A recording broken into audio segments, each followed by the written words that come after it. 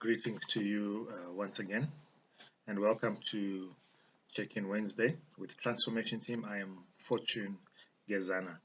It's always a pleasure to come into your space and share with you hints and tips on how we can live our best lives. And so this morning, I'd like to perhaps do a revision on what you may ask. And this is a revision on how we can be mindful in very stressful times such as these. As you know, that in recent times, especially this January, we've had rising number of COVID-19 cases, and also that has been compounded by the fact that it's not just the cases that are rising, but also the death count is also going up. And this is very stressful indeed as we live our lives. We began this journey, perhaps a year now, and on the 1 year anniversary this January, we're noticing that things are actually not getting any better. We're now having new strains of the virus, particularly in this part of the world, Southern Africa, where we are.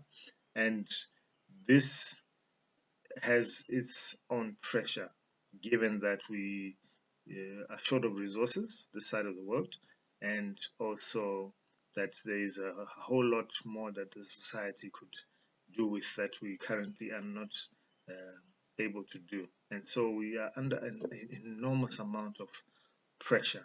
So how do we continue living in this season? You might be aware that life by its very nature is a life of seasons. We go through winter, spring, summer, and fall, and all these presents the individual and family and organization with different challenges and different opportunities. So in the COVID season that we find ourselves in, maybe you would want to liken that to being a winter. How best could we live our lives? And I thought of perhaps that reminder, that revision of mindfulness. So, what is mindfulness? Mindfulness is a practice which includes a positive attitude towards life. Doesn't matter what season you find yourself in, and various practices that we can adopt to help us tide over, as it were, during this season. And so I'm going to share with you perhaps maybe several, 7, 8, 9 tips and perhaps practices that you could try out for yourself as you try out mindfulness and try and do your best to manage what we would call a winter season in our existence here on planet Earth. And so as I was preparing to do this share, I heard a very interesting phrase that said, we work with conditions and not against conditions. Life will give you conditions, and you have to work within those conditions and not against them if you are to do your best and to come out stronger and better on the other side. The other thought that I would want to perhaps highlight is that it's never too late to be kind to yourself. And it's actually your responsibility and your duty to be kind to yourself, because no one else can actually do that for you. And so as we begin the several points that I said I would share with you, the first one I would like to start with is where we are saying to ourselves, let us find a room in ourselves to smile. It's as simple as that. Smiling has an amazing effect of actually releasing hormones in our system that will relax us, will bring us less tension in our body, and it's a simple act of smiling. Smile when you're on the phone, when you're speaking to your customers. It has been actually proved that as you smile and you speak, your everything changes. The environment around you changes, and even the way you communicate will change. So let us remember to be mindful of smiling. Just as I'm doing and as I'm speaking to you, I already feel better. I feel different, and it's something that we can perhaps adopt as we live day to day. And even though times are stressful, let us remember to afford a smile. The cost of that, $0. Again, this is revision time. Breathing. We do know that we do breathe, but at times you need to be very intentional about it. Just last night, as I was helping out with the family chores, I was feeling rather tense. Perhaps my day, not that it had gone terribly wrong, but end of day, maybe I was just, all tensed up. I remembered this particular one, to breathe, because for some strange reason, when we're feeling pressured, our breathing becomes really shallow. We then don't, put enough oxygen into our bodies, and that doesn't help the situation. So I'm saying, let us be mindful of our breathing, particularly when we're feeling very tense. And there's a host of breathing exercises that you can, Google up, go on the internet, and help yourself with those techniques. So let's be mindful of our breathing as we face stressful times, as we face perhaps all that avalanche of bad news coming our way, as our lockdowns are extended, and all these things are happening to us. So that's breathing. The next couple that I'm going to share with you are a bit strange, but I found them interesting, and I thought perhaps you could try it out yourself. There's what we are calling cloud gazing, just looking up in the clouds, wondering, perhaps taking your mind away from, that rumination space that we find ourselves in, and just watch the clouds float away. It has a soothing effect on your mind, and why not try it out? See how that goes for you. The next one, I would want to encourage you to do it as much as you can, particularly when you are at home.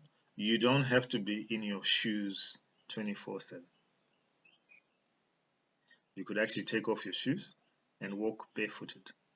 That has the effect of massaging um, your body and your nerve endings, because everything terminates under your feet. And so when you take off your shoes and you walk barefooted, this is a natural massage to your system. And again, why not try it out? Cost of that, again, it's $0. And yeah, let's all try that. Take off our shoes, walk barefooted. Spending time with nature has been observed and noted that it is very therapeutic. I had the good fortune to go to Wange National Park very recently, and what that did for me was amazing, because it's like a weight was lifted off my shoulders. I just from that 3-hour drive watching God's creation did amazing things, and I'm so grateful for that experience. And well, not all of us will be able to go to a national park and have that experience, but the lesson here is that perhaps you could, closest to you, and at your earliest given opportunity, go and observe nature. I know where I live, we have Lion and Cheetah Park, and we have Snake Park. We have all these amenities that have been created for our recreation and leisure. and it doesn't cost much really, just a drive and perhaps a couple of dollars to enter and get to experience that space of what nature is all about and reconnect with it. And you'll find that, it is part of mindfulness practice, and it's very healthy, very therapeutic. Assuming that we can't even take that drive out there, perhaps a walk in the garden, you know, um, take off and unplug, as it were, because we seem to have media around us all the time. It's music playing, it's all these things happening. Unplug and just get to breathe in some fresh air in your garden, get to touch the grass, get to feel the bark of the tree, all that. Just reconnect with nature. It's very, very helpful. The following, if you're not really into it, may sound a bit, are you really serious now? Cooking. I've noticed from my own family setup that that is where my wife goes to, not because it's what the woman should do, but I've observed that as she does that activity, somehow she seems a bit more relaxed, more calm. I've tried baking myself. It was just once, but I did quite enjoy the experience. So it's something that I personally would like to venture into a little more. Uh, let's see how that goes. I'm even telling myself as I'm sharing that I could do more cooking or baking or whatever it is that because the best in cooking that I tend to do is the salad. Just tear up the veggies and put some salad cream in there, and we're good to go. But the idea there really is that you're unplugging, you're concentrating on an activity that has nothing to do with perhaps work and anything else that will tend to bring out stress hormones in you. So part of mindfulness practice that you could try out. Walking, $0, doesn't cost you anything. Take a walk, uh, get that experience in you, and you would be grateful for that you've done it. And then the last one that I would want to leave with you is forgiveness. How often it is that we hold on to things that weigh us down, thoughts that weigh us down, and all these things that we don't necessarily forgive. Just let go, and you'll be glad you did.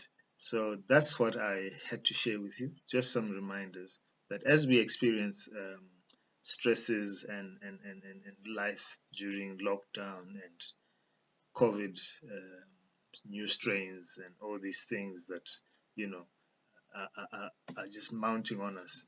Let us be mindful to practice mindfulness. I'm Fortune Gezana, Transformation Team. Thank you.